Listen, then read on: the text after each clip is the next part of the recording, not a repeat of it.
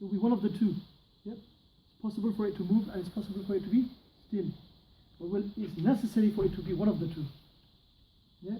For a body to be one of either moving or still, that's necessary. But and any one given time, particular moment in time, can it be still? And is it also possible that it might be moving? One of the two, in other words. Yes, it's possible that it can be moving. In other words, it's not necessary that it be moving all the time. And it's not necessary that it be still all the time.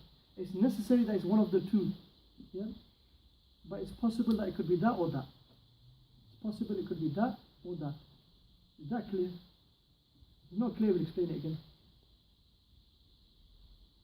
So every body, thing which exists in the universe, it must be either moving or still. One of the two it must be. You can't have a body that you say it's neither moving nor still. That's impossible. Yeah. Because the opposite of this is what? Impossible. So say for a body to be, so put that here, for a body to be neither moving nor still. In other words, when the human mind thinks about bodies, it comes to the conclusion that a thing must be either moving or it must be still. It must be one of the two. Also, the mind comes to the conclusion it is impossible for a body to be neither moving nor still. Impossible. Then the mind thinks and also concludes that a particular thing from the bodies which any particular body that we're talking about, is it necessary that it's always moving? Or is it necessary that it's always still? Or is it possible that it could be that or that? It concludes it's possible for a body to be still and it's possible for it to be moving. Now we're going to take it a step further. This is all talking about attributes. What have we been talking about? Attribute. What's an attribute? It's a meaning that exists within. Movement and stillness is a meaning that relates to what? An essence of being. Yeah? What essences are we talking about? Created things. Objects. Objects are either moving or still. Yeah? Now we're going to stop talking about attributes and we'll start talking about existences. There is no existence which is necessary except the existence of Allah. What does necessary mean then? Necessary means that which the human mind, that which the intellect cannot accept the non-existence of. What is impossible then? That which the intellect cannot accept the existence of.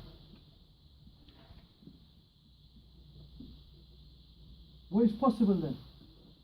That which the mind, or the intellect, that which the intellect equally accepts the non-existence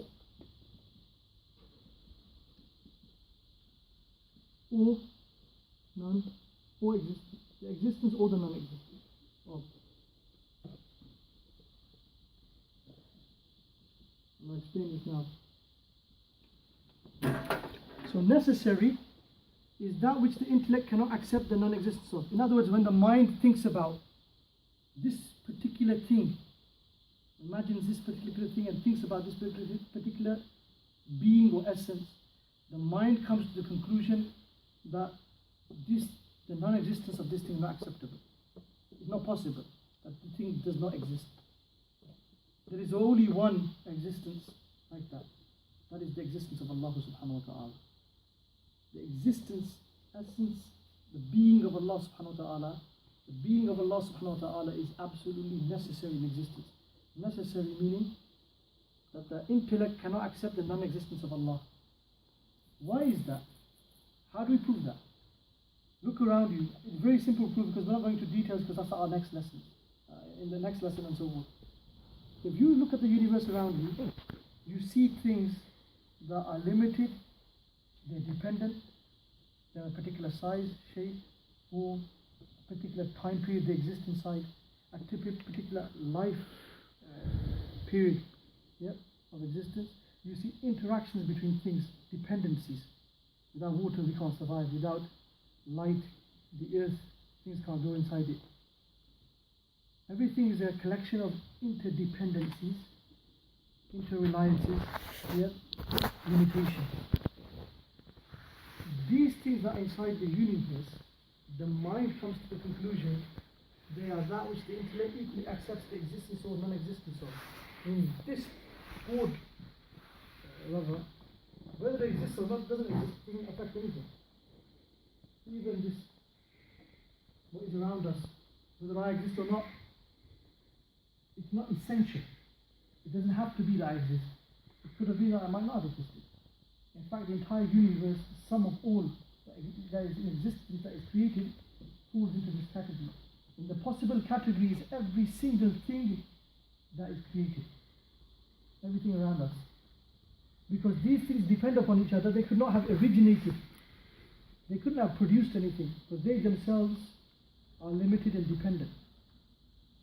Therefore, the whole universe points to the existence of one who is all-powerful, all-knowing, all-seeing, all-hearing, has all the attributes of perfection, and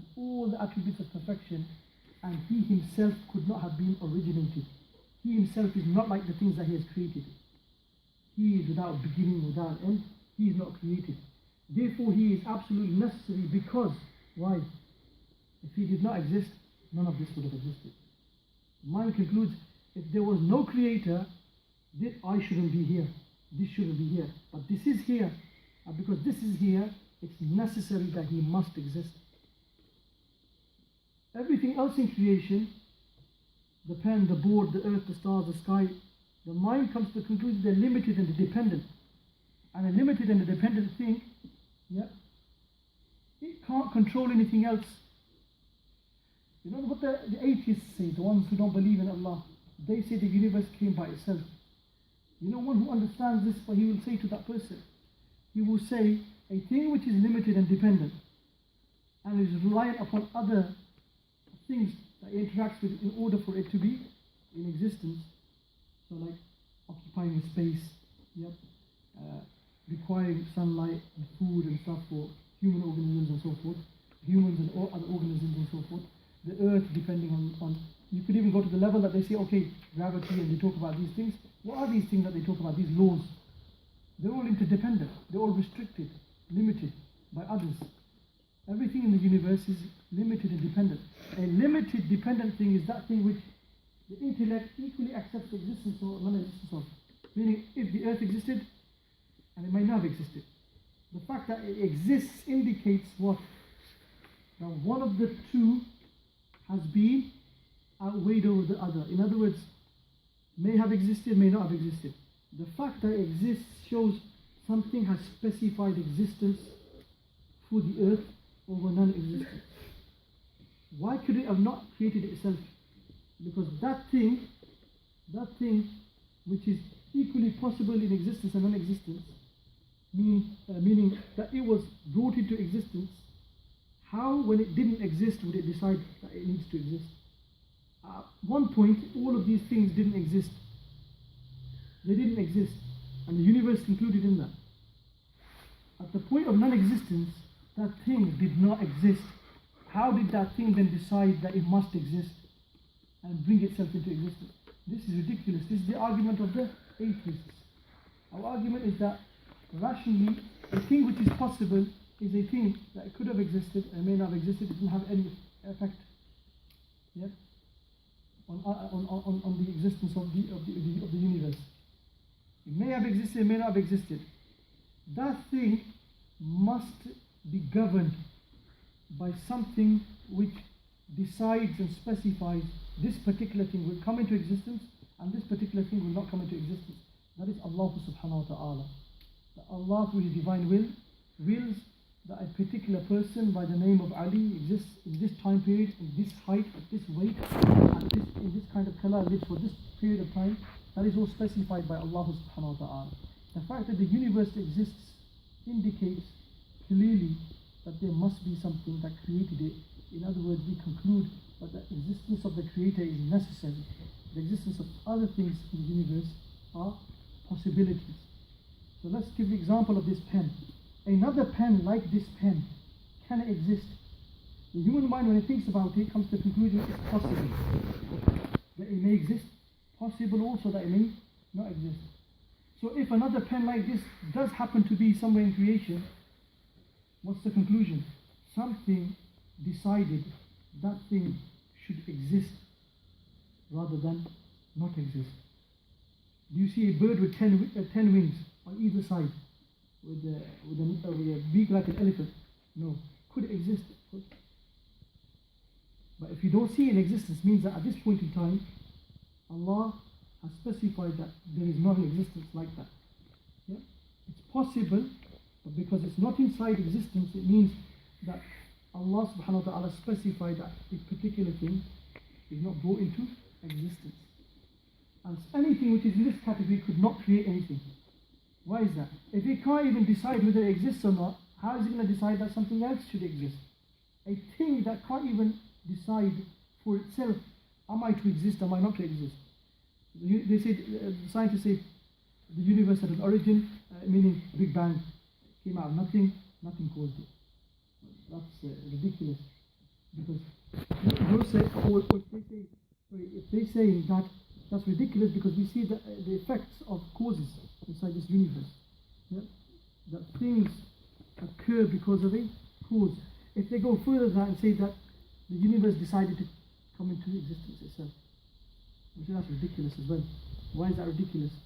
A thing which can't even decide, yeah, its own existence comes inside this category, meaning it could equally exist, it may not, and it may not exist. In the point of non-existence, when it didn't exist, how did they suddenly decide that it should come into existence? Well, it didn't even exist at that time. That's irrational. It goes against what we call the rational rule or the rational judgment. In the final category, the final category is that which is impossible, that which the intellect cannot accept the existence of. In this category come all impossibilities. What are impossibilities? When the human mind reflects on a thing, it says that thing can never exist. A partner to Allah is impossible. Allah is the creator of the universe, and the creator of the universe must have all attributes of perfection. And sharing in power and having a partner are all defects and deficiencies. They are impossibilities. There cannot be a partner to Allah. It's an impossibility. That which the intellect cannot accept the existence of. For if they were a partner to Allah, Allah would not be Allah. Allah exists because we know what we know from this universe. The existence of this universe indicates that something originated it. Something brought it out of non-existence. Something outweighed the possibility of existing over the possibility of non-existing for that thing. And that is Allah subhanahu wa ta'ala. Allah cannot have any deficiency or defect, and having a partner is a defect and deficiency. And inside that is every single deficiency that you can think of in relation to being and in relation to attributes. In relation to being, the existence of a being that is a partner to Allah is impossible. Example of an attribute that is impossible is in relation to Allah, lying. It's impossible. It's a defect, it's a deficiency, it's a flaw. Allah is perfect. Therefore, lying in relation to Allah is impossible. I.e., when you think about the being of Allah and the attribute of lying, you will conclude lying is impossible regarding Allah subhanahu wa ta'ala. Does being a slave allow for religion, and now you're asking why they worship a God he sent? So God has sent us any signs that he is like existing, so why should we believe in him? What did you say to him? Nothing. We're asking him to walk with his head in his jacket of his life.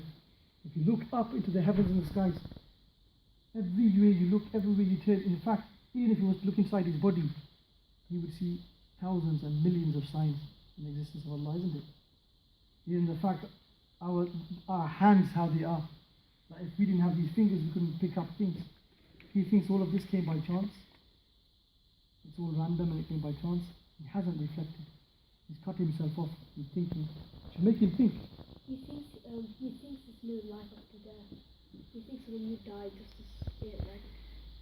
You should speak to him about this, about if you reflect on things, that they fall into categories.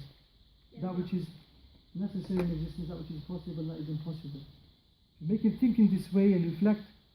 Inshallah, may Allah guide that person to Islam. We need to learn this for ourselves and also when we speak with others.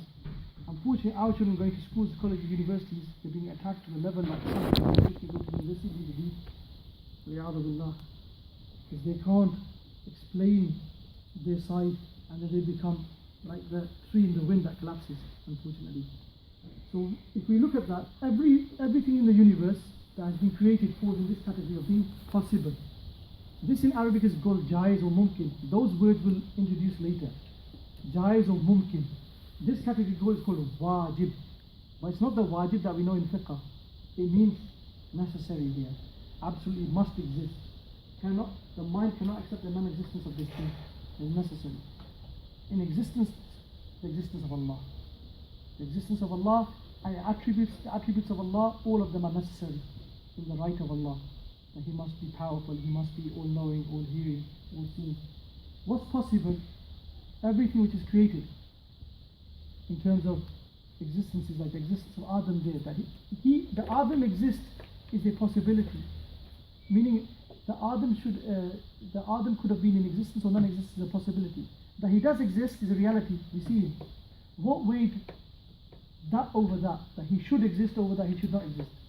Divine will of Allah. And also that he should exist in this time period. And he should have this weight. And that he should have this size. And this strength or this relative weakness. This intelligence in relation to this much intelligence. Or specified all those attributes for Adam. Allah subhanahu wa ta'ala. Because they were all possibilities regarding to him. In regards to a human being this tall, this heavy, this intelligent, this and so forth, these are all possibilities. Meaning they're equally possible, equally possible that they don't exist for him. Possible that they exist for him, that person, and possible that they don't exist for that person. So for a person to be just like Ali, another person just to be like Ali, possibility, may exist, may not exist. It's equally possibly that exists, equally possibly that it may not exist. Something needs to decide whether it will come into existence or not come into existence. But that which is in this category can never exist. That which is in this category can never exist. Partner to Allah, impossible. So it cannot exist. The human mind rejects, not possible. If it's not possible, it cannot be stated. Meaning, if we know the line is a defect, deficiency and a flaw, and we know the Creator is perfect, then the attribute of lying is a deficiency, defect, flaw. It's impossible for the Creator. Therefore, for someone to say that Allah can lie, astaghfirullah al-azim, it means he has not understood this. And this goes back to what the Imam said. The Imam said, whosoever did not understand this, he is not having foundational intelligence. He doesn't have a basic understanding. So it's very important that we study this, look through it.